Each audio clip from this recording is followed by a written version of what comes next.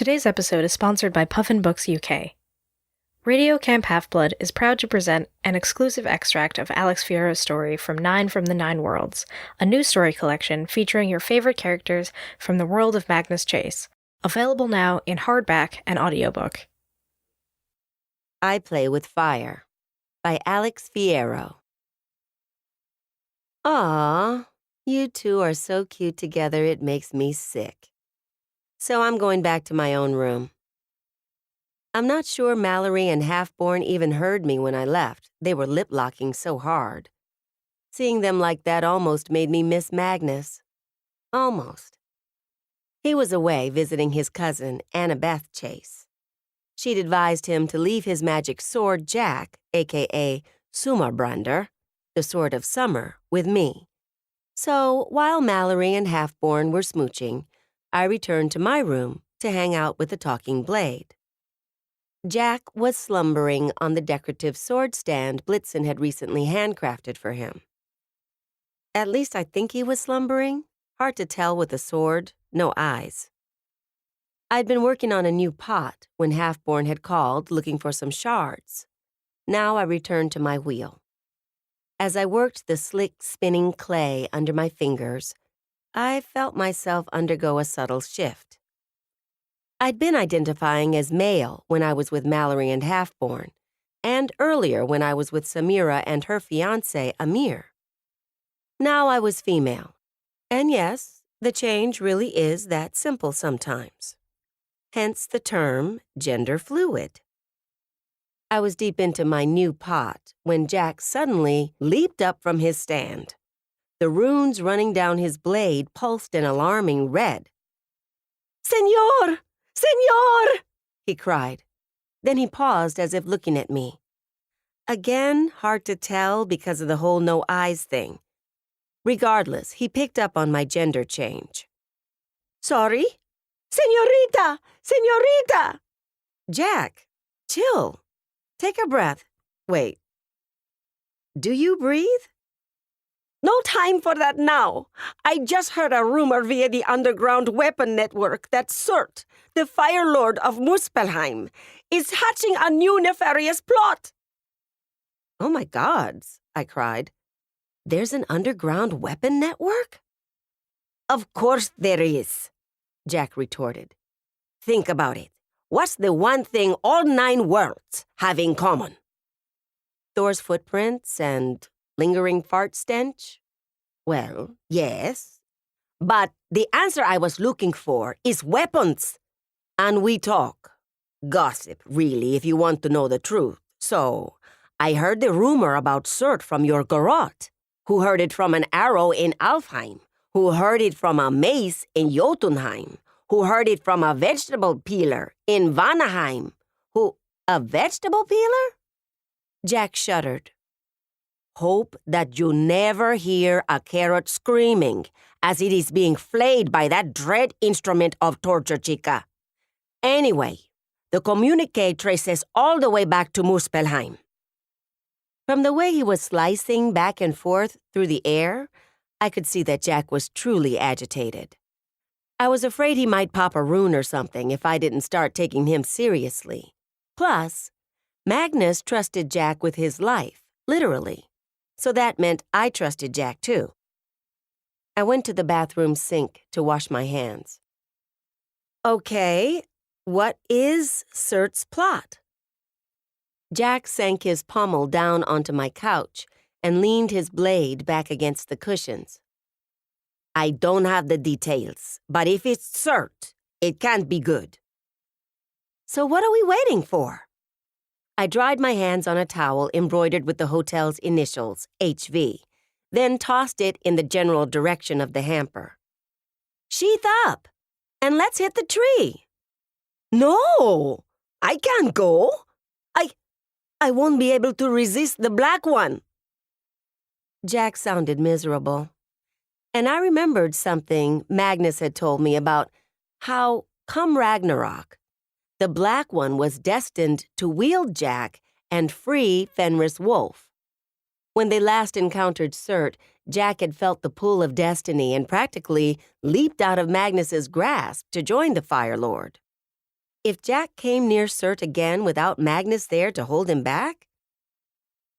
Hey, no, of course you can't, I said hurriedly. You stay here, safe and sound, and Cert free.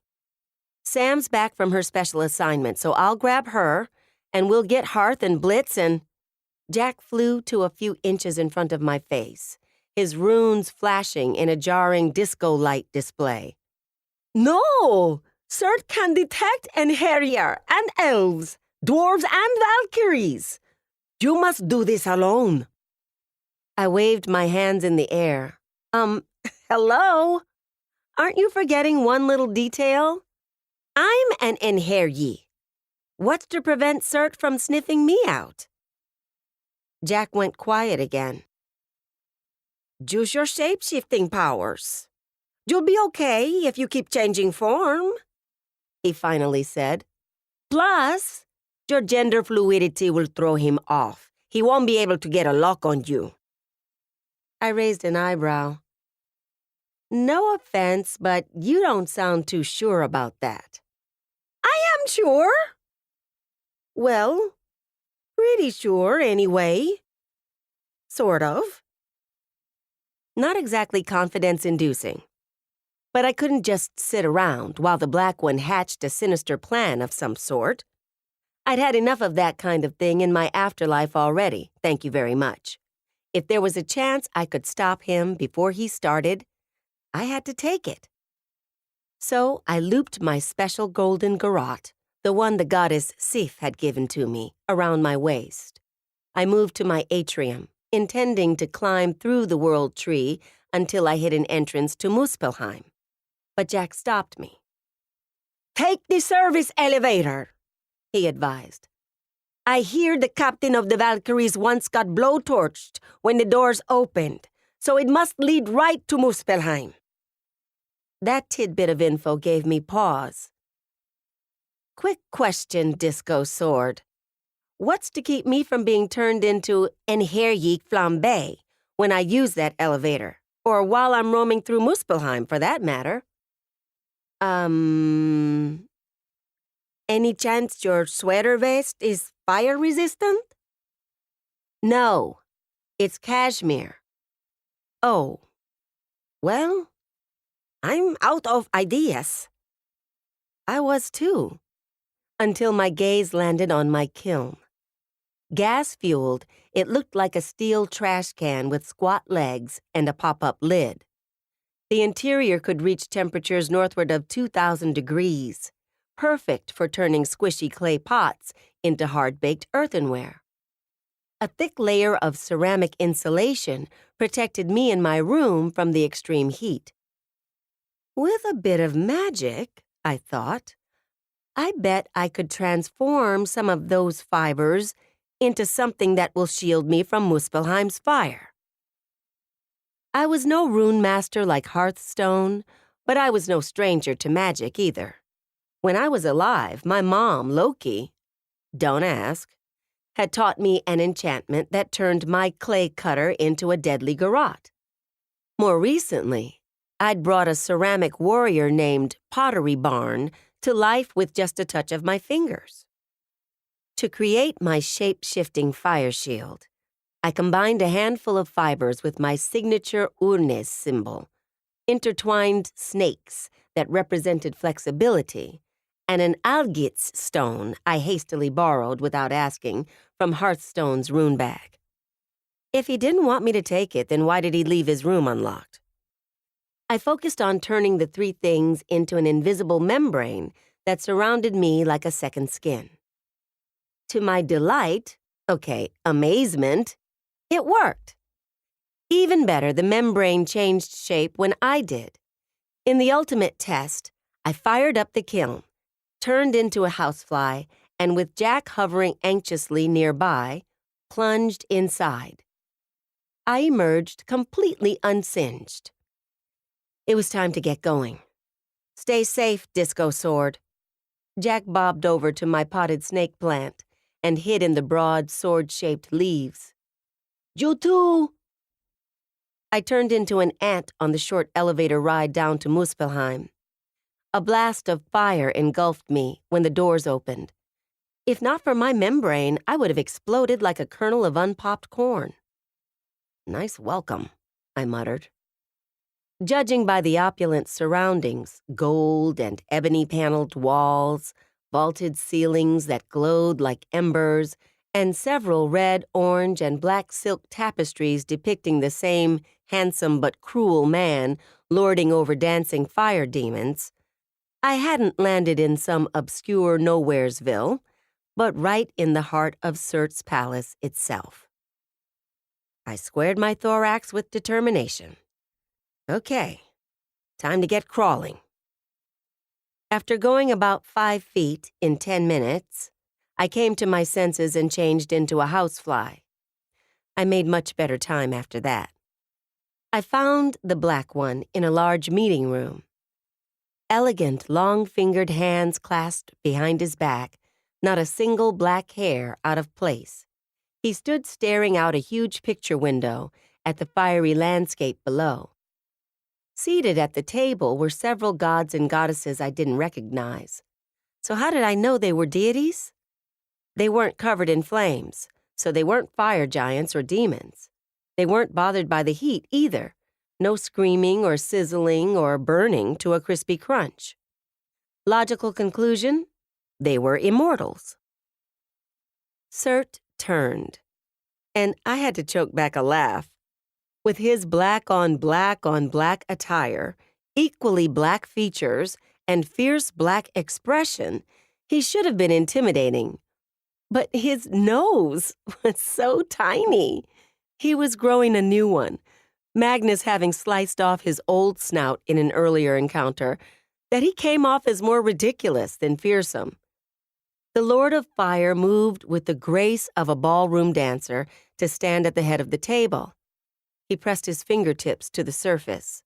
The room quieted. Then Surt spoke, and suddenly, he didn't seem so ridiculous anymore. His deep voice thrummed in my mind, pushing at my thoughts as if trying to replace them with his own, swaying me to his way of thinking. No wonder Jack was so desperate to go to him, I thought, if the deities fall under his spell. Luckily, my willpower has withstood an even greater manipulator, my mother, Loki. Again, don't ask.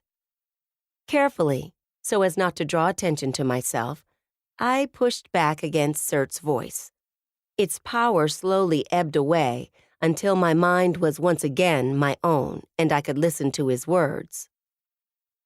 "Odin, Thor, Frey, Loki," Surt said. "They're all so focused on the coming of Ragnarok that they've forgotten what comes afterward. A new world!" He raised his arms and stood silhouetted against the picture window. "A new world will emerge when the flood waters recede, the fires die, the ice storms melt, and the earthquakes cease." He dropped his arms and his voice, and leaned forward on the table again. That world will need gods, my friends. You could be those gods.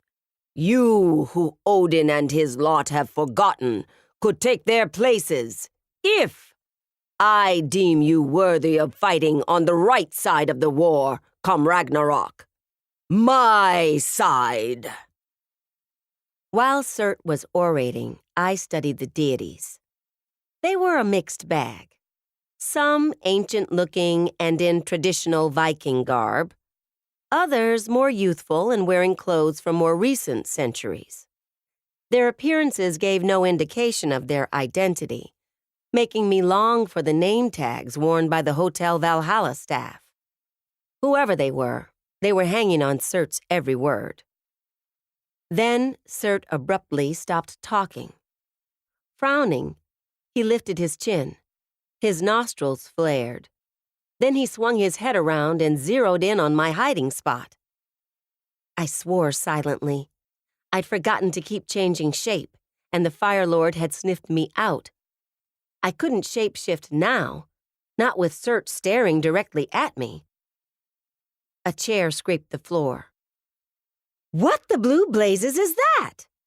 A goddess cried in astonishment. I assumed she had spotted me, but then she and the others rushed to the window. One jostled Surt. When he turned to glare at the offender, I shapeshifted into a flea and leaped to another location. From my new vantage point, I had a perfect view of the disturbance outside. Thor was running past, sweating bullets and yelling, "Ow! Ow! Ow! Ow! Ow!" with every footfall. And no wonder. The ground in Muspelheim was covered in lava. And not the pretend kind, like in the leap on the furniture don't touch the lava game. Surt stalked to the window. I expected him to open it and blast Thor with a fireball, but he just yanked the black silk drapes shut. "Show's over," he barked.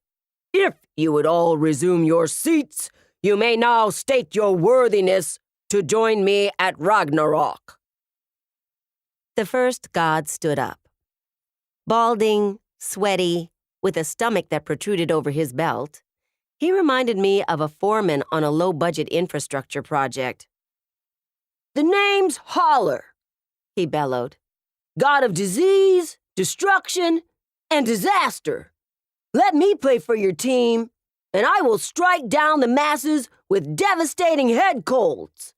Then I'll follow up with a leaky faucet epidemic and a rash of teeth-rattling potholes." "Interesting." Surt scratched a few notes on a yellow legal pad. "Next." A pinched-faced spinster type with ramrod-straight posture rose from her chair and smoothed out her pinafore. "I am Snotra." Once again, I almost gave myself away by laughing. I changed into a cockroach. For some reason, I was defaulting to bugs, and skittered beneath the sideboard. Snotra reminded the others that she was the goddess of prudence and self-discipline. "I will make sure the giants attack in an orderly fashion. No cutting the line, no horsing around, no—" She drew herself up and tightened her thin lips disapprovingly. "Gum chewing. And I will organize a chore chart of post-Ragnarok duties." Surt murmured. "Quite fastidious of you." The other deities stood up in turn. Some, like Snotra and Holler, had actual plans to propose. The rest were prepared to throw in with Surt because they had grievances with the current gods in power. Forseti, the cigar-smoking god of justice, complained about not being part of Odin's inner circle. "The Allfather kept me out of the big decisions. Like where and how to tie up Loki, you know? I'm with you, though. New world comes and then boom! I'll be the big cheese in charge. Present company excluded, of course, my lord," he added hurriedly when Surt frowned. The goddess Gloom, who looked and sounded exactly like her name, was one of Frigg's handmaidens. "I'm just so tired of being in her shadow all the time," she said. "I want to have a chance to shine." "And what would you do if given that chance?" Surt prodded. Gloom stared at him. "Do?" A goddess in a dowdy shirt and shapeless skirt cupped Gloom's face in her hand and gave it an affectionate shake. "Pretty young thing like you don't need to do. You need someone to do for you. A husband." She glanced over at Forseti, then leaned close to Gloom. "I'm Lofen," she whispered, "goddess of arranged marriages." She handed her a business card. "Call me. We'll talk." More gods and goddesses introduced themselves. I hadn't heard of any of them, which made me a little sad. I know what it's like to be pushed aside. It stinks. And yet, with each new deity that spoke, my tension grew. They might be a motley crew, I reminded myself, but they still add to Surt's power. I had to get them to come back to our side, or at least not join his. But how? Surt began detailing his plans for his new world order. Once again, the deities fell under the spell of his hypnotic voice. I had to find a way to break that spell. Then it hit me. I'd put a bug in their ears. Literally. I changed into a gnat and flew near Snotra. Surt thrives in chaos, I whispered in her ear. Do you really think he'll let you create order? To Holler, I murmured, what place will a god of destruction have in a new world where the goal is to build? Surt will expect something from you, I breathed in Gloom's ear. Do you really want that kind of pressure? Around the table I went, sowing whispered seeds of dissent. When I'd finished, the deities were looking at Surt with suspicion. The Black One sensed the change in attitude. He slowly rose from his seat. My friends, you have outlined what you have to offer. Now perhaps you need a reminder of what I bring to the table. He thrust his hand in the air and summoned his sword of pure white flame. The gods and goddesses cowered. Throwing his head back and laughing, Surt grew to his full, giant size. You minor, forgotten, pathetic deities! So easy to bend to my will! Not one of you would dare to defy me! I chose that moment to shapeshift into a bee, buzz up Surt's teeny-tiny nose, and jab him with my stinger. With a howl of pain, Surt dropped his sword and shrank to his previous size. I changed into my true form. I dare! I whipped one end of my golden garrote around his neck and yanked it tight. Then I snatched up his flame sword and with one upward flick, sliced off his pubescent nose. Jack and Magnus send their regards. Surt lunged for me.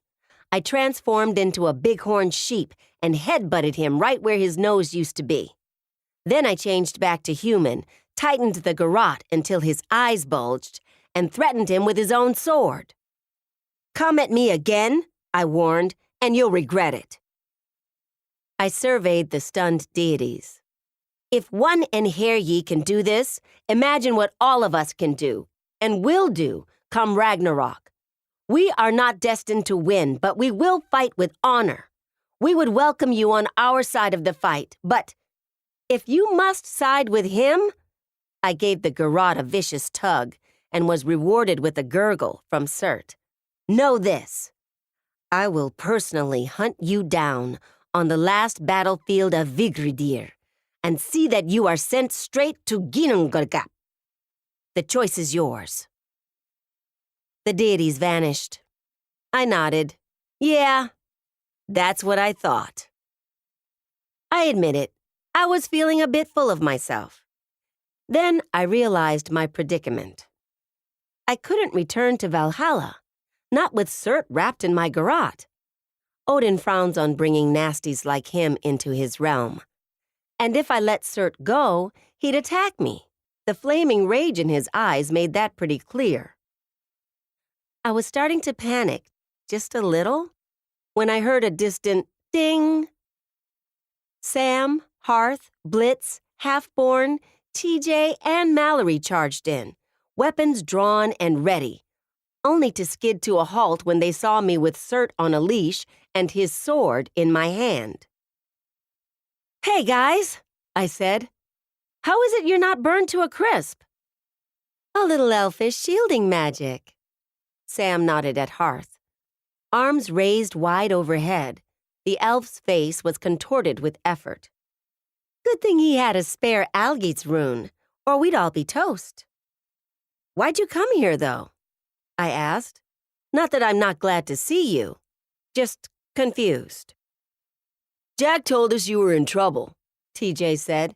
He heard it from a billy club, who heard it from a slingshot, who heard it from your garrote. And, speaking of garrotes, Mallory added, eyeing the wire digging into Sert's throat, it seems you don't need our help after all. Actually, I could use some assistance, I admitted.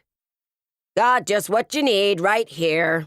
Blitzen stepped forward, holding a thin silvery rope. Nowhere near the same quality as Gleitnir or the new rope holding Fenris Wolf, but it'll do in a pinch. While he hog-tied Sert with some sweet cowboy roping moves, Sam turned to me. What the hellheim happened here, anyway? Long story. I'll tell you in the elevator. Then if we're all ready, after you, little... Half-born looked me over. Lady? I grinned. Got it in one. We headed to the doorway. At the last moment, I flicked my garrote free from Sert's neck. Then I held up his sword. I'm keeping this. Souvenir of our special time together. And one more thing. The next time you try plotting against us, remember this. I gestured to my friends. We'll be ready. The Magnus Chase and the Gods of Asgard trilogy may have concluded, but we haven't heard the last of our favorite peeps from the Nine Worlds. Join Hearthstone, Blitzen, Samira, Alex, Jack, TJ, Mallory, Halfborn, and more on a hilarious and unforgettable journey through Rick Riordan's unique take on Norse mythology. The perfect gift for Magnus Chase fans. Available now in hardback and audiobook. Feel the power of 9.